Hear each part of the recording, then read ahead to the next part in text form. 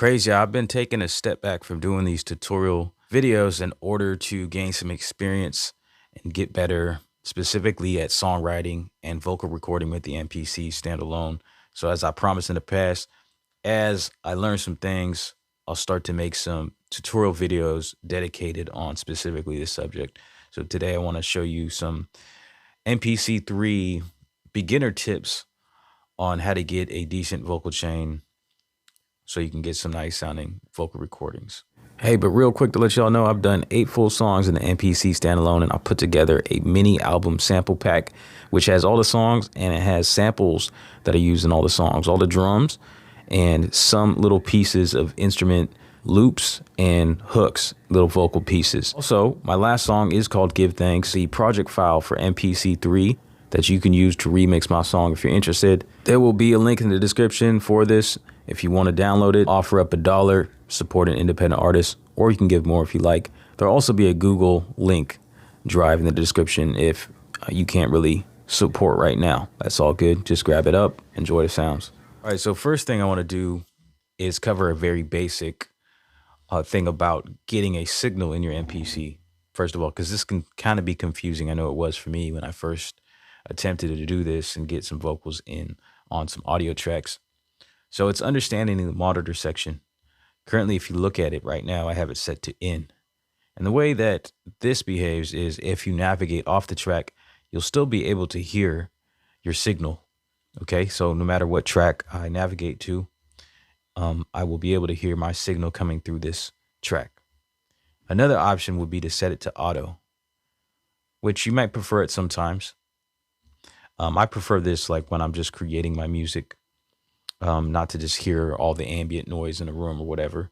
I don't need to hear my vocals. So the way that this behaves is if you navigate off the track, then you won't be able to hear your signal coming in this track. So I'll just keep talking and navigate off it so you can see how my voice is cut off. Back over here onto the track, you can hear yourself. Also, another way that this behaves is if you have audio on the track and you're pressing play, your track is playing, then the audio on the track is going to take priority over what's coming in through the mic. So let me go ahead and demonstrate that by recording a little bit of something. I've been thinking about this moment for a long time, soaking in it, marinating, been a long rhyme. All right, so I just recorded a little bit in, and I didn't record all the way through the track because I wanted to demonstrate how this works. So when I hit play, if I'm talking into the mic, I will not hear a signal while I see an audio waveform. Once the audio waveform stops, then the input coming in through the mic will now be audible. So say I'm talking, I've been thinking about this moment for a long time, soaking in it, marinating, been a long rhyme. Once it cuts off, now you hear the sound coming in the mic. All right, so I just wanted to speak on that a little bit just to clarify what's going on, because you have these different modes for the monitor, and if you don't understand, you might be a little bit confused. I know I was. So, all right, moving on to the first tip. So I'm gonna go ahead and delete this, go in here, just delete this, exit. And I wanna go on to the hook track. I'm gonna do a hook recording. So first of all, what I want to understand is the XL channel strip. So if I press that right there, it pulls out this little mixer section for this specific track. And so this is key, I think, if you're a beginner, to give yourself like a starting point. So there are templates in the MPC for just about everything. And if you click on this, we'll see some FX racks templates. I can click on factory, and then there's different types. So since I'm doing vocals, I'm gonna go down to voice, and then I can see that there's all these different little templates of effects chains that you can use on your vocal. I'm gonna go ahead and just pick one, classic vocal, to get myself started. Now you see what has happened, and it's loaded up all these effects, these 4 different effects on my inserts here for this specific channel.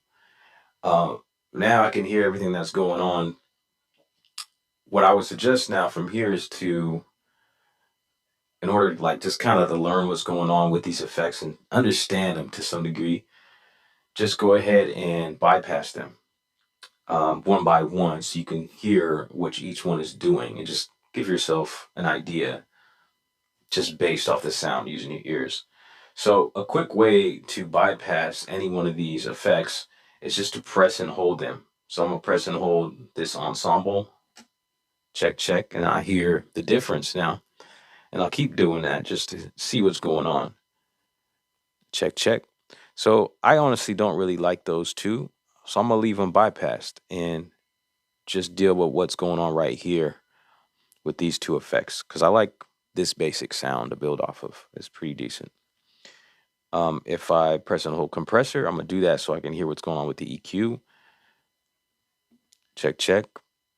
I'm not hearing too much of a difference. So I'm gonna press and hold the parametric EQ and check, check, check. 1, 2, 1, 2. I like what's going on there because with it on, I think it sounds a bit better to me. With it off, my voice sounds a bit boomy. So it sounds like it's cutting some low end EQ, which I like and need. All right, so that's a decent starting point. I'm gonna move down to the compressor and unbypass that. So now I hear the compressor. I don't necessarily hear anything going on, so I'm gonna click on it. And I do have some basic understanding of compression that I can share with you. So yeah, if I look at this right now, it doesn't look like there's any compression happening. So if there was compression happening, you would see this yellow meter right here going downwards, and you see that it's labeled reduction. So what I'm going to want to do is turn this down a bit. Check, check, 1, 2, till I see some reduction. Okay. And then I'm going to turn the output up. So what this is doing is when I'm doing my vocal performance, since my vocal performance will be dynamic, there'll be louder parts, there'll be quieter parts. It's going to quiet the louder parts, and then the output, that's what the threshold is doing. It's lowering the louder parts, and then the output is raising up the quieter bits and evening them out. So this way, my vocal performance, my recording will sound, it'll cut through a lot more clearly, and it'll be easier to understand. So that's a basic explanation of compression and how it works. I think those are the two main settings that you should look at: your threshold and then your output. Now it goes deeper. You got all these other things on the side here that I would recommend researching for yourself. I'm not going to go into those details as I'm not an expert on how they work exactly. I did go to music production school, and that's probably the bit that I kind of tuned out on. I didn't exactly retain. So I could use some more knowledge on that myself. So I'm not going to try to get into that. But the basic understanding of how a compressor works, what you want to use it for, in my understanding, is the threshold to lower the louder bits of your performance, and turning the output up in order to raise the lower parts and even it out. All right. Like I said, there are templates, presets for just about everything in MPC. So there are compressor templates. So if I click on this as well, I can see that there's a category for vocal. I can go in there and pick any of these presets and see how that sounds. So this gives me quite a bit louder and more compression happening. You see the threshold is really pumping there, and then the output is really raised up there. So you can use this as a starting point just to see what's going on and learn from. So if I don't want to make this that loud, I can turn the output up or down, and I could raise the threshold up because it's really doing a lot of compression there. Check, check. So let me go ahead and record something. You gotta hustle with your gifts, don't let them go to waste. Stay motivated, start now, keep the faith. Keep moving, persevering through the harder times. No excuses, no excuses. You gotta hustle with your gifts, don't let them go to waste. Stay motivated, start now, keep the faith. And of course, I've got level here. I want to turn it down a little bit. You gotta hustle with your gifts, don't let them go to waste. Stay motivated, start now, keep the faith. Keep moving, persevering through the harder times. No excuses, no excuses. All right, so the next tip involves repositioning your plugins and removing certain plugins like these ones I don't like. So if you want to quickly get to your whole insert page, there's an icon for that right there. And then in here, I can see all of them. I can also bypass them all if I wanted to, just like that. So I don't want these two plugins on the bottom. I didn't like what that added to my vocal sound, so I could just go ahead and delete them, right? And then if I want to add another plugin, I can. But say I wanted to add a plugin at the top, what I can do is I can now move these plugins around with MPC3. So I want to push that one down, and then I want to push that one down. So now I've got this one open up. And so if you want to add, like, say, like a vocal tuner, I would position it at the top. And then I would go in here, let's say, go to vocal tuner. And then you can go in here and you see all your settings for your vocal tuner. So you want to set your scale for your vocal tune here. But what you got to do, what I would suggest is set your scale to your music. I would go to the main part of your music. I'm going to set this to in so you can hear me. So I'm going to move over here to my chops track. This is my main chops. If I double click on the waveform, I'll go into here and then I can see my key auto detect is set to F sharp minor. So I'm gonna go back to the vocal tuner plugin.